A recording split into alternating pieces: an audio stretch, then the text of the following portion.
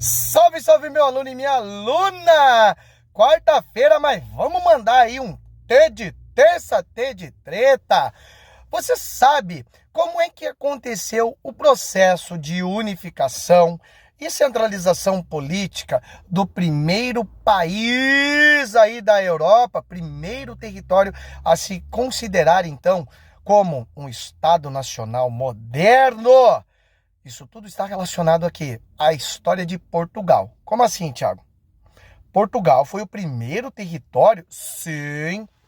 E esse processo começa lá a partir do século IX, do século X, quando então, lá dentro da Península Ibérica, um território que viveu aí sempre, conviveu com muitos e muitos povos, principalmente aí, ó, a partir da chegada dos muçulmanos, criou-se ali a necessidade de se restabelecer o reino, principalmente porque existia uma grande quantidade de cristãos. E esses cristãos, entendendo que o território era originalmente deles, passaram a tentar defender o território e expulsar os muçulmanos. Esse processo é conhecido como Guerras de Reconquista. Após as reconquistas estarem acontecendo e algumas delas terem se consolidado, principalmente aí a do Reino de Leão, faltava agora simplesmente expulsar o resto dos muçulmanos. É aí que então um camarada que era da França, chamado Henrique de Borgonha, resolveu ajudar o rei Afonso. E aí então, o que acontece? O Henrique de Borgonha vai ajudar e vai ganhar a mão da filha do rei de Leão, do rei Afonso, e um territóriozinho ali, uma areazinha, que vai ficar conhecida como Condado Portucalense.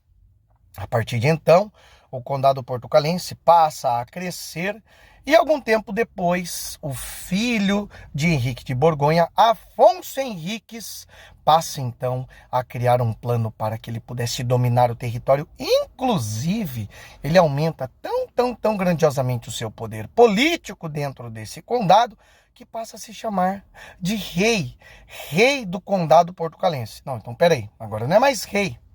E depois de expulsar os últimos muçulmanos, ele vai então conseguir a chancela do Reino de Leão, dizendo o seguinte: agora o Condado Portucalense não é mais condado, e sim um reino, o Reino de Portugal. E Henrique, ou melhor, Afonso Henriques inicia então o reinado da dinastia de Borgonha, que na verdade já tinha começado um pouco antes com o pai dele.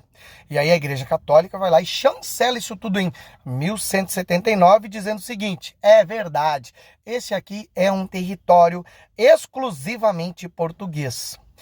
Quase 200 anos depois, ou melhor, mais de 200 anos depois, acontece algo que vai mudar um pouco essa história e vai garantir a centralização, que foi o quê?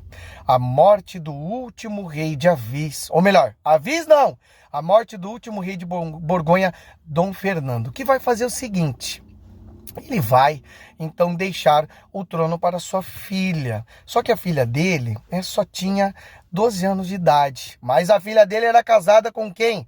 Dom João, rei de Castela, rei do reino inimigo ali do território português. E aí, quem vai tramar para que Dom João de Castela assumisse o trono de Portugal foi a própria mãe, Dona Leonor Teles, mãe da pequena Beatriz.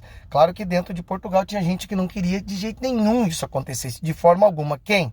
A burguesia. A burguesia não ia deixar simplesmente o cara que era rei de Castela ser rei também aí de Portugal.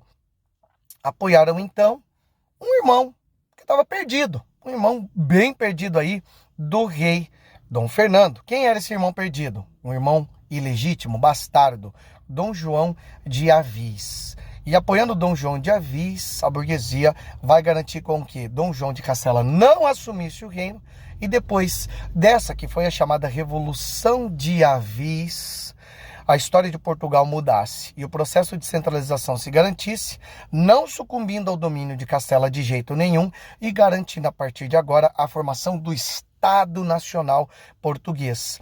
E esse foi um elemento importante, inclusive, para as grandes navegações.